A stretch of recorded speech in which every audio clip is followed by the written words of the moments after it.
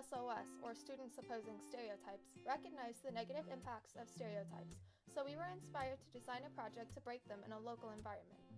Stereotypes have had a major part in the shaping of today's world. People begin to believe in the misconceptions and generalizations, creating for a world of unsettled peace. It's natural for people to categorize other people, things, and events, but then those become stereotypes and are used to generalize, judge, misconceive, and highlight differences. Recent studies have proven that prejudice and stereotypes have lingering effects which were expressed through the participants' higher aggression levels, trouble with making rational decisions, and poor choice of diet after being exposed to stereotypes that were personally targeting them or the social group they associate with. Labeling people in a negative manner has a lasting detrimental impact on those who experience the prejudice. SOS focused on the stereotypes that have formed against kids with special needs. To tackle this global issue, we sought inspiration from local professionals. The majority of the stereotypes that have formed against all kinds of people, not just special needs, stem from lack of knowledge because people don't really understand. They just start talking and assuming, and assumptions get us all in trouble sometimes. Inspiration for our project was sparked through the works of Jane Elliott. Jane Elliott, an internationally known teacher and anti-stereotype activist, created the Blue Eyes, Brown Eyes exercise that aimed to break the barrier between different racial groups in the 1960s. Inspired by Jane Elliott's Blue Eyes, Brown Eyes project, SOS created a rendition that was focused on breaking the stereotypes that have formed against kids with special needs. The SOS rendition of Jane Elliott's exercise was comprised of a group of high school students taking what they thought was just a regular quiz. What they didn't know is that their reactions were being secretly filmed. Students were forced to put their vocabulary knowledge to test when they were asked to choose one out of 4 possible answers that most correctly defined an unfamiliar vocabulary term. Examples included Timmy-Noggy, haberdasher, and alias. When creating the quiz, all the right answers were in a pattern of them all being letter choice C. In the experiment, the teacher represented those who form and believe in stereotypes, and the students represented what it feels like to be judged based on the minimal information that the other side acquired prior to forming judgments. As soon as the students were finished taking the quiz, they collectively graded them together in class, and the teacher was quick to insult the students for their incapability of recognizing a simple pattern before taking the time to consider the quiz's level of difficulty and how different students' brains function differently. Some comments from the teacher to the students included, Can you do number 3, Bailey? Magical? Having a large head? Well, she must have a large head. I think that's the correct answer, right? Obligato, Lucy? What did she put? In a pastoral style? Obligato. Okay, the correct answer to obligato is an extended solo, often accompanying the vocal part of an aria.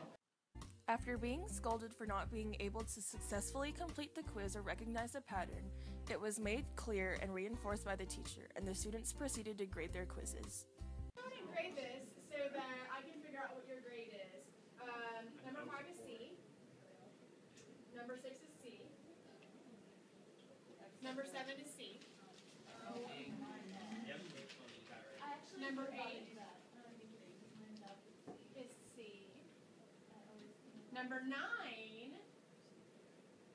is a soft covering for sail, cable, shaping. 12 is the test garment. Gauss is to remove a magnetic field. Right, so obviously you guys know the pattern. Will you go ahead and grade yourself and put the grade on the top, and let me see what we've got here. Let me see a show of hands. How many of you made a 100%? 95. 9 didn't. Should I skip to 80? Who made above an 80? That would be mastery. Who made above an 80? 75? 70. Raise your hand if you made a 70. 65? A 65. 60? 55? 50? 45? 40? What? 45 or 40? 45? You got a 50%?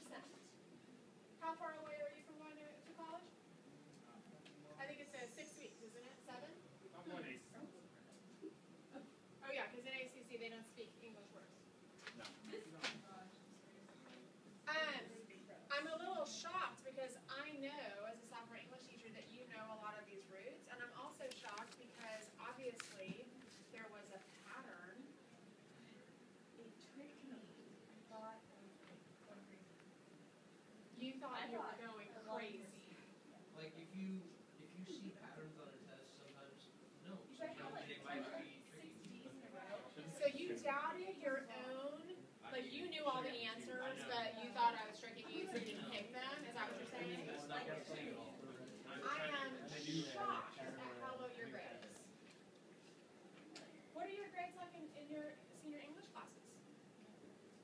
Junior English classes? And yet the highest grade was a 65? Oh, it was a 25. What's your grade in math? After the exercise, students were asked this question. Overall, how did you feel about the experiment, and what has it taught you, or how has it impacted you?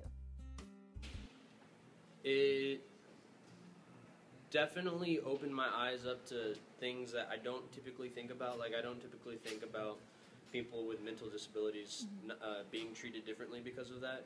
Because I don't come in contact with them enough. But I definitely can see how that can be an issue and that it should be recognized and brought up and fought against. Students were also asked general questions about stereotypes in their local environments, like the following question of, what are some negative effects of stereotyping you have seen on a daily basis? A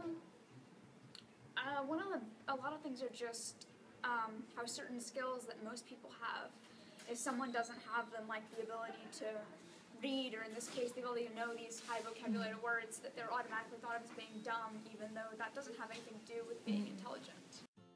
Students were also asked the question, what potentials could a stereotype-free environment yield? More peace, less fighting, less reasons to fight, I suppose. Less differences, more getting along. SOS continues to work towards breaking the stereotypes that have formed against kids with special needs by educating and informing others about the topic through our website and Facebook group, and by encouraging others to just think about it. If you are interested or would like to show support, please visit our website, www.studentsopposingstereotypes.weebly.com, or like our page on Facebook, SOS, Students Opposing Stereotypes. Small changes leave the biggest impact. Stand up against stereotypes, let everyone know that their individuality is important, and just think about it.